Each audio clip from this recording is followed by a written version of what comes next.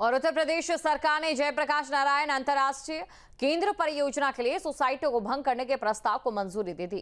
इस फैसले में यह भी शामिल है कि इसकी बागडोर लखनऊ विकास प्राधिकरण को सौंपी जाएगी। यह फैसला सीएम योगी आदित्यनाथ की अध्यक्षता में हुई कैबिनेट की बैठक में लिया गया। लखनऊ की जिस इमारत की दीवार फांदकर अंदर गए थे अखिलेश यादव, उस पर योगी सरकार ने बड़ा फैसला लिया। समाजवादी पार्टी के अध्यक्ष और पूर्व मुख्यमंत्री अखिलेश यादव के ड्रीम प्रोजेक्ट जेपीएनआईसी को लेकर के योगी सरकार ने बड़ा फैसला ले लिया है। योगी सरकार ने जेपीएनआईसी सोसाइटी को भंग करते हुए उसके संचालन और रखरखाव का जिम्मा लखनऊ विकास प्राधिकरण को सौंप दिया है। सीएम योगी के नेतृत्व में हुई कैबिनेट बैठक में इसको लेकर के महत्वपूर्ण फैसला लिया गया। बता दें कि लंबे समय से बंद पड़े जेपीएनआईसी को लेकर के लगातार मुद्दा गर्माता रहा। अब सरकार ने इसके संचालन की जिम्मेदारी एलडीए को दे दी।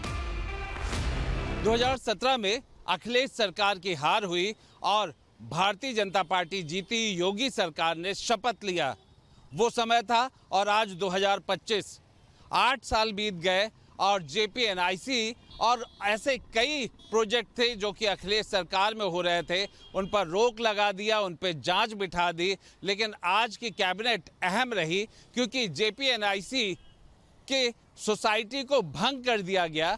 और अब जेपीएनआईसी, जो कि मैं आपको दिखा रहा हूं, ये बिल्डिंग है, अपने आप में दिखाती है कि कितनी शानदार तरीके से इसकी ऊंचाई है या इसका जो पूरा लुक है और इसका इंटीरियर 5 स्टार के बराबर है। इसके अंदर ऑडिटोरियम है, स्विमिंग पूल है और भी ऐसे सुविधाएं हैं, कमरे हैं मेहमानों के, जिनको लेकर के यही कहा जाता रहा कि ये 5 स्टार से बड़ी सुविधाओं का जेपीएनआईसी की आखिर ज़रूरत क्या थी। लेकिन भारतीय जनता पार्टी की सरकार और आज योगी सरकार के कैबिनेट में इस पर मुहर लगा करके इसकी सोसाइटी को भंग करके अब एलडीए को दे दिया गया है। कैबिनेट बैठक के बाद पत्रकारों को जानकारी देते हुए राज्य के वित्त मंत्री सुरेश कुमार खन्ना ने कहा कि पूर्व में गठित जेपीएनआईसी सोसाइटी को भंग करने और केंद्र को इसके वर्तमान स्वरूप में लखनऊ विकास प्राधिकरण को हस्तांतरित करने का निर्णय लिया गया। एलडीए अब परियोजना के पूरा होने, संचालन और रखरखाव के लिए जिम्मेदार होगा। जेपीएनआईसी परियोजना के लिए राज्य अब तक वितरित कुल 821.74 करोड़ रुपए को एलडीए को ऋण के रूप में माना जाएगा, जिसे वह 30 सालों की अवधि में चुकाएगा। अब उसका जो समिति अभी तक उसको देख रेख कर रही थी या उसका संचालन जो गठित हुई थी, उसको भंग करके संचालन एलडीए को दे दिया गया। अभी प्रस्ताव जो है तुरंत काम शुरू हो जाएगा। जब एलडीए तो डे टू डे बेसिस के ऊपर काम करेगा। जो अभी ये 821 करोड़ रुपए में 30 साल में उसे चुकाने की बात है। एक मोटी मोटी बात कैबिनेट में आती है, बाकी सब बातें जो है उसके बाद। दरअसल अखिलेश सरकार के ड्रीम प्रोजेक्ट में से एक जेपीएनआईसी बंद पड़े पड़े खंडहर में तब्दील होता जा रहा है। जयप्रकाश नारायण अंतर्राष्ट्रीय केंद्र गोमती नगर में 860 करोड़ की लागत से बना है। 2013 में दिल्ली के इंडिया हैबिटेट सेंटर की तर्ज पर गोमती नगर में जेपीएनआईसी का निर्माण शुरू हुआ था। इसका जिम्मा रियल एस्टेट कंपनी शालीमार को मिला था। साल 2017 तक इसके निर्माण पर 860 करोड़ रुपए खर्च होने की बात कही जाती रही है। अखिलेश सरकार में बने जेपीएनआईसी की खासियत की बात करें तो इसका परिसर 18.6 एकड़ का है। 107 कमरों में luxury hotel, gym, spa, salon, restaurant, 2000 सीटों का convention hall, Olympic size swimming pool, 591 गाड़ियों के लिए 7 मंजिला पार्किंग, जयप्रकाश नारायण का म्यूजियम, 17वीं मंजिल पर हेलीपैड का निर्माण।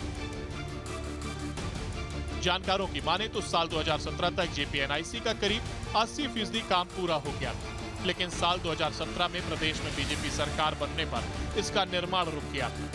निर्माण में गड़बड़ी मिलने पर शासन ने जांच शुरू करवाई थी। इस जांच के कारण बाकी निर्माण अब तक पूरा नहीं हो सका है। इसके शुरू न होने पर अखिलेश यादव योगी सरकार पर हमला बोल चुके हैं। आज लिए कैबिनेट के फैसले पर बोलते हुए सपा मुखिया अखिलेश यादव ने कहा कि जेपीएनआईसी को एलडीए को दिया तो वापस लेना आसान होगा, फिर इसे आसानी से बेचा जा सकता है।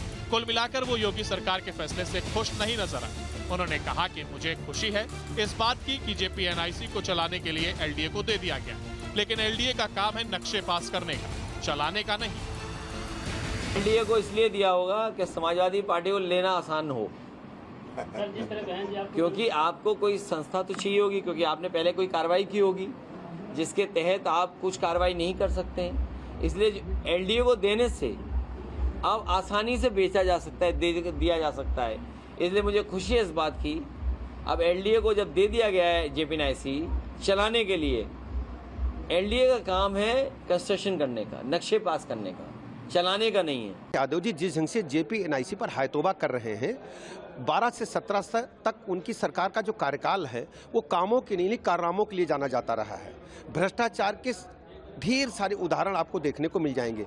जेपीएनआईसी के मामले में तो उन्होंने हद कर दी। जो प्रोजेक्ट मात्र 265 करोड़ का था उसको एक्सीड करते करते आप 864 करोड़ तक ले गए और 821 करोड़ खर्च करने के बाद भी कार्य पूरा नहीं हुआ। मैं तो धन्यवाद अदा करना चाहूँगा उत्तर प्रदेश के मुख्यमंत्री आदरणीय योगी जी का और पूरी कैबिनेट का, जिन्होंने इतने बड़े जनता की धनराशि को सेव करते हुए दोबारा उसे एलडीए में समाहित करके जेपीएनआईसी सोसाइटी को भंग करके समाप्त करके निविदा के माध्यम से देंगे और बगैर किसी सरकारी धन के उपयोग के इसको व्यवस्थित ढंग से संचालित करेंगे, मेंटेन करेंगे। जेपीएनआईसी के संचालन और अधिकार को लेकर के पिछले कई सालों से विवाद बना हुआ है। समाजवादी पार्टी सरकार ने इसके संचालन के लिए विशेष जेपीएनआईसी सोसाइटी का गठन किया था, जिसमें कुछ वरिष्ठ अधिकारी, इंजीनियर और एसपी समर्थित सदस्य शामिल थे। लेकिन बीजेपी सरकार ने सत्ता में आने के बाद इस सोसाइटी की पारदर्शिता, संचालन की प्रक्रिया और वित्तीय प्रबंधन को लेकर के सवाल उठते रहे। उस समय जो जेपीएनआईसी बनाया था तो उस समय की सरकार ने उसका अपना कोई दृष्टिकोण था और एक जयप्रकाश नारायण जो एक लीजेंड रहे उनके नाम पर था और उसको बहुआयामी बनाया था इसको। लेकिन कुछ कारण रहे और क्योंकि सरकार ही कंटिन्यू नहीं की तो वो रुक गया, और क्योंकि बहुत तरह के उस पर आरोप थे, उसमें गड़बड़ियों के आरोप थे। जांचें हुई, क्या हुआ, सरकार भी अभी उसके ऊपर चुपी हो गई।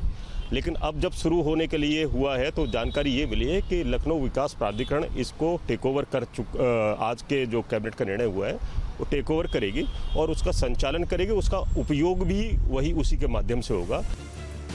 यही नहीं, परियोजना के पूर्ण होने के वर्षों बाद भी इसका पूरा उपयोग नहीं हो पा रहा था और ये भवन कई बार खाली, अनुपयोगी या समारोह तक ही सीमित रह गया था। इसको लेकर के विपक्ष और सत्ता पक्ष के बीच कई बार बहस भी होती रही है। Team news stay. जहां भक्ति है हर शब्द में, कथाओं में छुपे हैं दिव्य रहस्य और ज्योतिष देता है जीवन को दिशा। धर्म से जुड़ी हर बातों को जानने के लिए हमारे चैनल स्तुति को सब्सक्राइब करें। चैनल पर जाने के लिए इस लिंक पर क्लिक करें।